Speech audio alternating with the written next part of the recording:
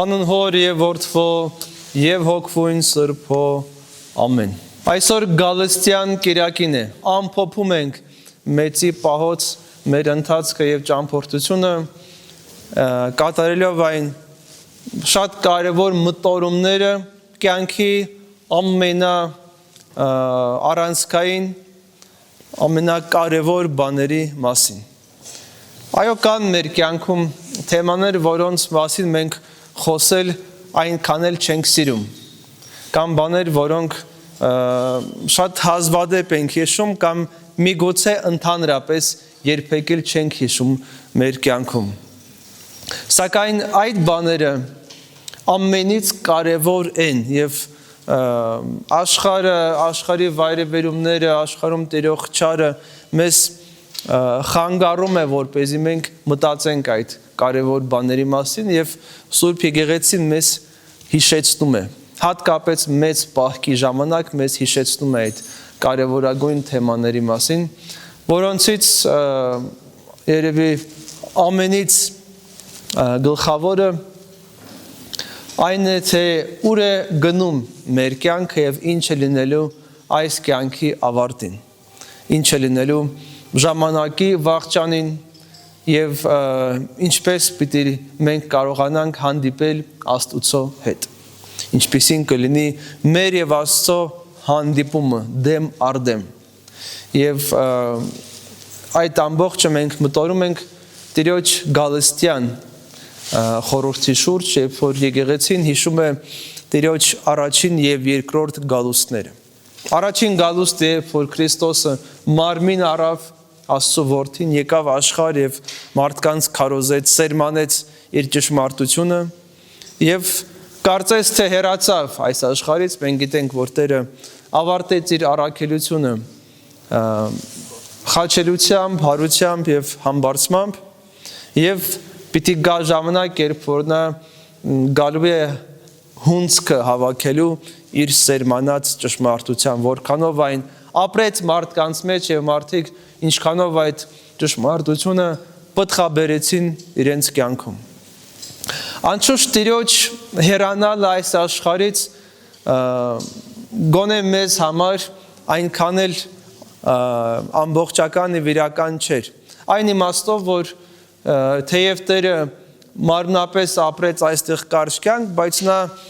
եւ իր խոստումը տվեց եւ այդ խոստմանը հավատարիմ մնաց, ասելով, որ ահավասիկ ես ձեզ հետ եմ մինչև աշխարհի վաղճանը։ Եվ Քրիստոս մնաց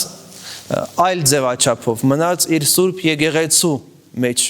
Եկեղեցին դարձավ Քրիստոսի մարմինը եւ եկեղեցու միջոցով Քրիստոսի ներկայությունը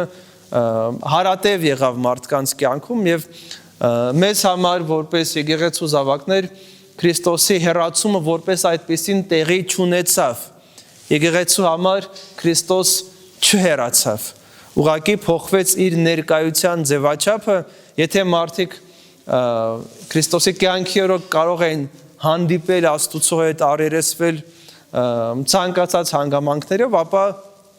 Քրիստոսի համբարձումից հետո յուրահատուկ ջանք է պետք մարդու կողմից, որպեսզի նա կարողանա հանդիպել Տիրոջ հետ եւ պիտի կարողանա դուրս գա իր որոշակի սահմանափակումներից, այս աշխարհի մեղքի, իր սեփական սահմանափակումներից եւ կարողանա այդ հանդիպմանը արժանանալ։ Եվ այդ հանդիպումն է, որ եկեղեցի մարդկանց տալիս է նաեւ Սուրբ հաղորդության խորհուրդը, որովհետեւ ամենից կարևոր հանդիպումը դա այն է, երբ որ մարդ գալիս է Աստծո առաջ իր սիրտը բացելով եւ ընդունում է Քրիստոսին իր մեջ Սուրբ հաղորդության միջոցով, մենք արդեն իսկ որոշակի առումով ապրում ենք Քրիստոսի գալուստը մեր մեջ։ Այդ մասին խոսում է նաեւ Պողոս առաքյալը, երբ որ հաղորդության խորհրդի պատրաստության մասին է ներկայացնում իր ուսմունքը, ասելով, որ նույնիսկ եթե մենք պատրաստ չենք այդ հանդիպմանը, այսինքն պատրաստ չենք Սուրբ հաղորդությանը, մենք այստեղ խրատվում ենք, այստեղ ենք դատվում, որպեսզի աշխարհի հետ չդատապարտվենք։ Այսինքն մեր հանդիպումը Աստծո հետ արդեն լինում է, եւ մեզ համար Քրիստոսի երկրորդ գալուստը ոչ թե դատաստան է, այլ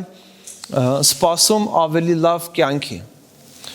Գոնե այդպես պիտի լինի, որքանով մենք դա ապրում ենք կամ ընկալում ենք դժվար է ասել, բայց այո, դա հաճախ ներկայացում է որպես մեծ դատաստան, եւ Մատթեոսի ավետարանում տեսնում ենք, որ Քրիստոսը ներկայացնում է դատաստանի կերպով այլաբանորեն առակի միջոցով, ասելով, որ ես ծարավ էի, ինձ ջուր տվեցիք, ես քաղցած է, ինձ հաց տվեցիք, ես բանտարկված է, ինձ այցի եկաք, ես հիվանդ էի, ինձ մոտ եկաք եւ այլն։ Այսինքն չափանիշը այն է, թե որքանով ենք մենք մարդ եղել եւ որքանով է մեր մեջ ապրել այդ գոնե մարդկային է, որքանով մենք կարողացել ենք դիմացին օգուտ տալ եւ այցելել դժվար ժամանակ, որտեղ երբ որ իրեն հարցնում են, բայց Տեր, երբ տեսանք քեզ ծարավ կամ սոված կամ մերկ կամ հիվանդ կամ բանտի մեջ, ասում է, եթե դա արեցիք այս փոքրիկներից մեկին, ուրեմն ինձ արեցիք։ Եվ դա դրեց որպես որոշակի սկզբունք բաժանելու արդարներին եւ մեղավորներին։ Դա եւս սպառիչ օրինակ չէր, դա օրինակներից մեկն է, որտեղ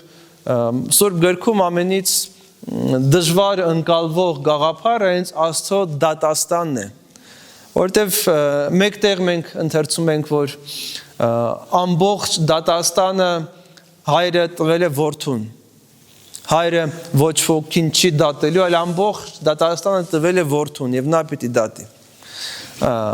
Մյուս տեղ Պողոս առաքյալը եւ նաեւ Հովանես ավետարանի իր առաջին նամակում ասում է, որ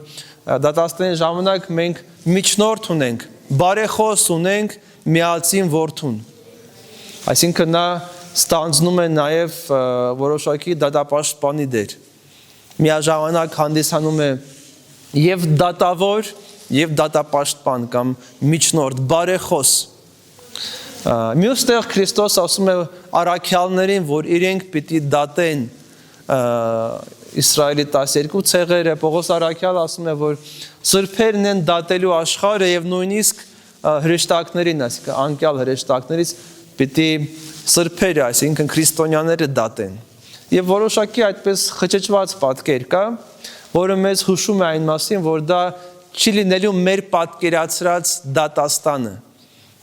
Այն ինչպես մենք մարդկային այցյաներում պատկերացնում ենք, որ կա մեղադրանք, կա արդարացում,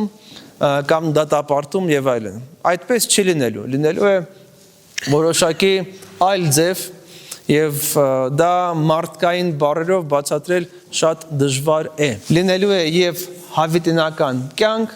եւ լինելու է հավիտենական դատապարտություն, հավիտենական տանջանք։ Այդ մասին Սուրբ Գիրքը մեզ հայտնում է եւ մենք այդ մասին շատ քիչ ենք խորում եւ մտածում։ Եվ վերջը, եթե նույնիսկ մենք մեր կյանքի օրոք չկարողանանք ականատես լինել Քրիստոսի երկրորդ գալստյանը, ապա մարդ իր կյանքի ավարտին պիտի որ հասնի իր անձնական Քրիստոսի գալստյան, այսինքն այսպես կամ այնպես մենք Տիրոջ առջև կանգնելու ենք, թե այս աշխարհում, թե հանդերձյալում, դա անխուսափելի է, դա լինելու է յուրաքանչյուրիս կյանքում, այս կամ այն պահին, այս կամ այն հանգամանքները, որոնք գիտի միայն Աստված։ Հարցը այն չէ, թե դա երբ կլինի, հարցը այն է, թե մենք որքանով դա ուզում ենք նախ եւ առաջ, արդյոք մենք վախենում ենք Աստծուց, արդյոք մեզ համար Աստված դատավոր է, որ պիտի մեզ դատապարտի մեր չկատարած բաների կամ գործած մեղքերի համար, թե մենք փափագում ենք հանդիպման, ինչպես հարսը Փեսային է սպասում, այդպես եւ եկեղեցին Քրիստոսին է սպասում։ Իսկ հարսի եւ Փեսայի հանդիպման խորհուրդը դա այն սերն է, որ իրենք ունեն։ Եվ մեր պարագան այն է, որ եթե մենք այս մեր երկրային կյանքում ճանաչում ենք Քրիստոսին եւ եթե մեր մեջ կա փոխ հարաբերություն, ուստի այդ փոխ հարաբերությունից բխող հանդիպումը պիտի որ մեզ համար դառնա ուրախություն, բերկրանք ցնծություն, որտեվ այն ինչի համար մենք ապրում ենք մեր կյանքը, դա պիտի ամբողջանա այդ հանդիպման ժամանակ։ Եվ դատաստանը որպես այդպիսին հենց այն է, թե մարդը ինչ ներքին բովանդակություն ունի իր կյանքում, այսինքն ինչի համար է նա ապրում։ Որտեվ Աստված տալով մարդուն ազատություն, այդ ազատությունը կարող է տա մինչև վերջ, հնարավորություն տալով իրեն մինչև վերջ այդպես բացահայտվելու եւ կատարվելու են այն ամենախորին, ամենամեծ ցանկությունները մարդու կյանքի։ Ինչի համար ես դու ապրել։ Ահա ստացի դա, քո ամենամեծ ուզածը, ոչ թե այն ինչ որ դու ցույց ես տվել մարդկանց, այն ոչ թե այն դիմակը, որով դու քայլել ես, այն իրականությունը, որը քո ներքին բովանդակությունն է։ Եվ դա է նախ եւ առաջ քեզ դատում եւ պայմանավորում քո հավիտենական կյանքը։ Եվ այստեղ արդեն գալիս են շատ լուրջ հարցեր, թե մեր ամենախորին եւ ամենամեծ ցանկությունները որոնք են կամ որն է, ինչն է մեր կյանքը։ Դե Պողոս Արաքյալ ասում էր, որ ինձ համար կյանքը Քրիստոսն է, իսկ մահը ձեռք բերում կամ շահ, ապա մեզ համար հարցեր կան, թե մեզ համար մեր կյանքը ինչ է եւ ինչ ենք մենք սպասում, ինչի համար ենք մենք ապրում։ Վերջը ավարտվելու է այս պատմությունը, վերջը այս ամբողջը մշտական եւ հավերժական չի լինելու, սիրելիներս։ Այս եկեղեցին բազում սերունդներ է տեսել մեզանից առաջ 7-րդ դարից ի վեր եւ մեզանից հետո եւս բազում սերունդներ տեսնելու է։ Մարդիկ գալու են մեզանից հետո, աղոթելու են, պատարակ են մատուցելու, խոսելու են Աստծո խոսքի մասին, բայց մենք այստեղ չենք լինելի, մենք այստեղ չենք լինելու, սիրելիներս, մենք այլևս կլինենք այլ իրականության մեջ, եւ այդ այլ իրականության մասին ինչքան մենք շատ մտածենք, խորենք եւ պատրաստվենք, այնքան արդյունավետ կլինի մեր կյանքը, որտեւ եթե դու հավերժականի տեսլականով ես գործում, դա ուղղորդում է քո կյանքը, դու այլ ձև ես անում, դու չես կարճում ժամանակավոր բաներից, դու կառուցում ես քո կյանքը այն հավերժական ճշմարտությունների վրա, ինչպես Քրիստոս ներկայացնում է այն տունը, որը կառուցվել է ժայռի վրա։ Այն մարդը, որ չունի հանդերձյալի տեսլական եւ չի պատկերացնում, թե ինչպես նա պիտի կանգնի Աստծո առջև, նա հեշտությամբ կառուցում է իր տունը ավազի վրա։ Ամբողջը այս աշխարհից է, ամբողջը նյութն է, ամբողջը ժամանակավոր բաներն է, ամբողջը այն ինչ որ այսօր իրեն պետք է։ Երբ որ գալիս է այդ փորձյան ժամանակը, այդ տունը քանդվում է։ Այդպես եւ մեր կյանքի հիմնակարերը պիտի տան մեզ գրավական հավիտենական կյանքի, այստեղից է սկսում հավիտենությունը։ Մեր եւ Աստծո հանդիպումից այստեղ եկեղեցում պատարակի ժամանակ սկսում է մեր հավիտենական կյանքը, որովհետեւ մեզ համար այլևս հարազատ պիտի դառնա Աստծո արքայությունը։ Այն ինչ որ կատարվում է պատարակի ժամանակ, այս աղոթքը, փառաբանությունը, օրներգությունը, այդ ամբողջը լինելու է հավիտենապես։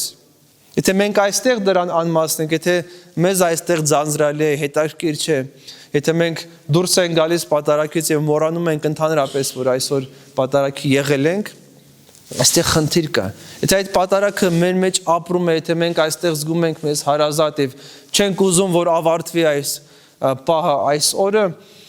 նշանակում է, որ մենք այլևս հաղորդակից ենք հանդերձյալի, որտեվ Աստծո արքայության մեջ հավիտենական պատարակ է լինելու, հավիտենական Աստծո ներկայությունն է, մենք չենք խուսափի, չենք փախնի այդ ներկայությունից, այստեղ կարող ենք փախնել, եկեղեցում մենք որոշակիորեն առնչվում ենք Քրիստոսի հետ, այդ ներկայությունը ունենք եւ փորձում ենք փախնել դրանից, մոռանալ,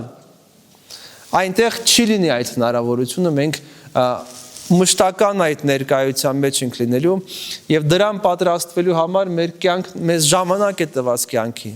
աղոթքն է մեզ պատրաստում, պատարակն է պատրաստում, Քրիստոսի կյանքի ընդօրինակումը ողորմությամբ, արդարությամբ, ճշմարտությամբ դա մեզ կերտում է որպես հավիտենական արարածներ։ Մենք այստեղ կերտվում ենք եւ եթե մեր մեջ բյուրեղանում է Աստծո ճշմարտությունը, այդ բյուրեղացումը այլևս ոչ ոք մեզանից չի կարող խլել, մենք հավիտենական ենք։ Եթե Աստծո ճշմարտությունը մեր մեջ չի ապրում, կամ մեր մեջ ինչ-որ հիմնական բաներ կան, որոնք հակառակ են այդ ճշմարտության դատաստանը լինելու է։ Այն ամբողջ ինչ-որ կա մեր մեջ եւ համահունչ չէ Քրիստոսի բերած ճշմարտության, այդ ամբողջը ոչնչացվելու է։ Եվ այսօր մեզ Տերը տալիս է ժամանակ մտածելու կյանքի կարևորագույն բաների մասին, մեր եւ Աստուծո հանդիպման մասին։ Ինչ կասենք մենք, ինչ պատասխան կտանք, ինչպես կներկայանանք, ինչպես ենք մենք դա պատկերացնում եւ դրա համաձայն մեր կյանքը շտկելու, չանելու մեր կյանքում ոչ մի բան, որի համար մենք կամաչենք, երբ որ կանգնենք Քրիստոսի առաջ։ Երբ որ տեսնենք իր ձեռքերի վրա մեխերի վերքերը, խաչելության հետքերը, որը նա մեզ համար կատարեց, իր չարչարանքը եւ տառապանքը, որի հետքերը իր հարուցյալ մարմնի վրա նույնիսկ մնացել են։ Ամաչելու ենք շատ բաների համար։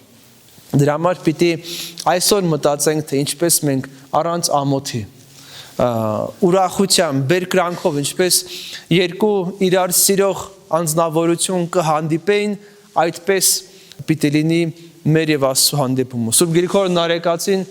Աստծո դատաստանը նկարագրում է որպես վայր ժամադրման, ժամադրություն է կոչում Աստծո դատաստանը եւ Աստծո հետ հանդիպումը։ Ժամադրություն այն է, երբ որ երկու սիրելի մարդ իրար հանդիպում են։ Եվ մեր կյանքը եւս պիտի լինի պատրաստություն այդ ժամադրության, Քրիստոսի հետ սիրո հանդիպման, որպեսզի չլինի մեզ դատապարտություն մեր կյանքը, այլ մեր կյանքի հատուցումը, մեր կյանքի այդ ամբողջական լռումը լինի Տիրոջ հետ եւ իր արքայության մեջ։ Թող Աստված ուղղորդի բոլորիս այս մեծի պահոց ճամփորդությունը, շտկելու մեր վարքը, շտկելու մեր կյանքը, համահունչ դարձնելու մեզ Քրիստոսի բերած ճշմարտությանը եւ պատրաստվելու այն մեծ հանդիպմանը, որը սպասում է յուրաքանչյուրիս։ Աստծո սերը, շնորհը, օրհնությունը թող առաջնորդի ձեզ այժմ եւ միշտ Հավիտյանս Հավիտինից